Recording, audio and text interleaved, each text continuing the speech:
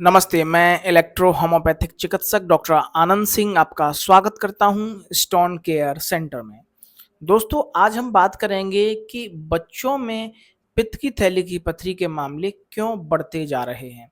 आपने अक्सर देखा होगा कि 8 साल की उम्र के बच्चे में, 7 साल के बच्चे में, 10 साल के बच्चे में पित्त की थैली की पथरी के मामले लगातार बढ़ते जा रहे हैं और कई-कई मामलों में ऐसा देखा गया है कि मात्र 2.5 से 3 साल की उम्र के बच्चे को भी गॉल ब्लैडर में स्टोन देखा गया है।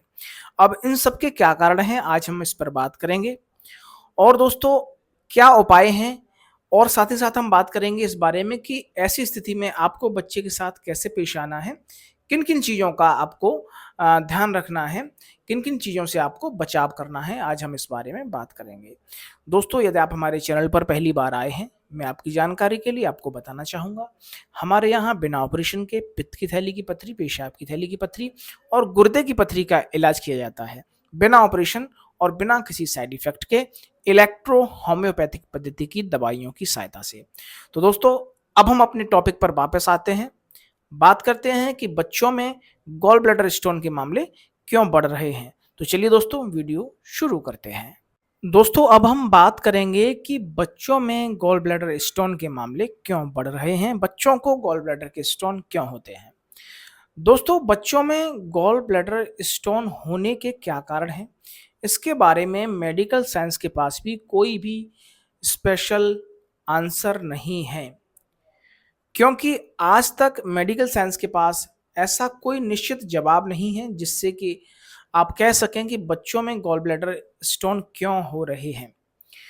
दोस्तों, कुछ जैसी कि जानकारियां हैं, उसको मैं आपको बता देता हूं। दोस्तों, मेन जो कारण होता है गॉल ब्लैडर में स्टोन बनने का, अगर बच्चों को पीलिया होने की संभावना है, पीलिया होने से मतलब है खून की कमी। खून की कमी का मतलब है कि जब भी बॉडी में रेड ब्लड सेल्स टूटते हैं, सामान्य भाषा में कहें तो जब खून टूटता है, ये एक मेडिकल भाषा है, आप इसको ऐसे समझ के चलिएगा। खून टूटने से मतलब है खून का कम होना, और खून का कम होने से मतलब है कि बच्चे को पीलिया की जैसी समस्या होने के चांस हैं।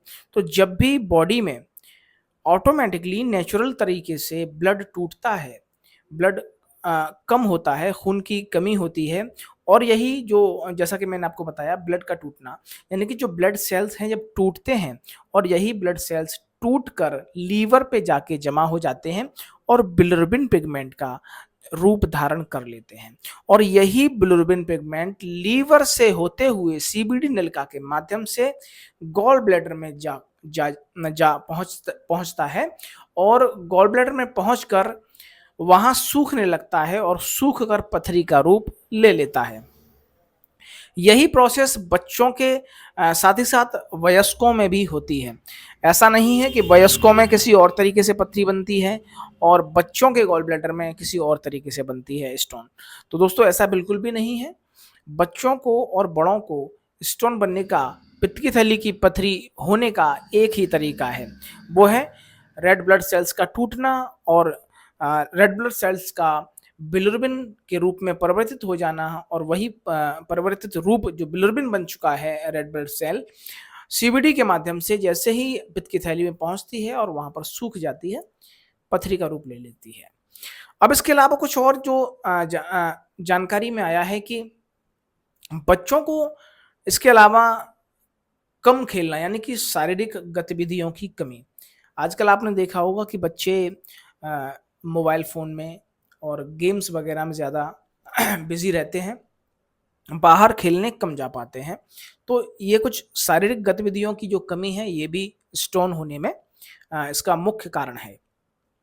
इसके अलावा जो जैसा कि मैंने आपको शुरुआत में बताया कि जो 2.5 और 3 साल का बच्चा है, उसमें भी स्टोन देखा गया है। तो कई-कई मामलों में ऐसा होता है कि ये जो स्टोन है वो आनुवंशिक ही हो सकते हैं।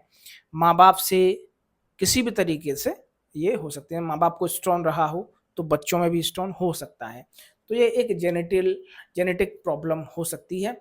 लेकिन ये अंदेशे ही हैं, मैं आपको क्लियरली बता रहा हूँ, ये सिर्फ़ अंदेशे ही हैं। इन पर पूरी तरीके से हम मुहर नहीं लगा सकते हैं कि हाँ, माँ-बाप को स्टोन है तो बच्चों को भी स्टोन हो सकता है। ये एक असमंजस वाली स्थिति है। तो जो भी मैंने आपको जानकारी दी है, आप में मेरी बात को समझ गए होंगे। तो दोस्तों, यदि किसी भी तरह का कोई भी स्टोन है तो आप हमें दिए हुए नंबरों पर कॉल करके हमसे जानकारी ले सकते हैं। बाकी जैसा कि मैंने आपको बताया कि बच्चों के साथ कैसे पेश आना है। अगर बच्चों को बहुत ज़्यादा तेज़ दर्द रहता है स्टोन की वजह से, तो आप उनको ठंडा खाने को मत दीजिएगा। जैसे कि आइसक्रीम वगैरह मत दीजिए, और इससे क्या होगा कि दर्द होने की संभावना बढ़ जाती है। और बच्चों को सही समय से सुलाइए, उनको फ़ास्ट फूड वगैरह मत दीजिए। घर का अच्छा खाना खिलाइए, बस यही थोड़े-मोड़े बचाव हैं। बाकी वीडियो यदि आपको पसंद आया हो तो प्लीज़ आप वीडियो को लाइक ज़रूर करिएगा, चैनल को सब्सक्राइब करिएगा और वीडियो को शेयर भी करिएगा। तब तक के लिए दोस्तों नमस्कार, धन्यवाद।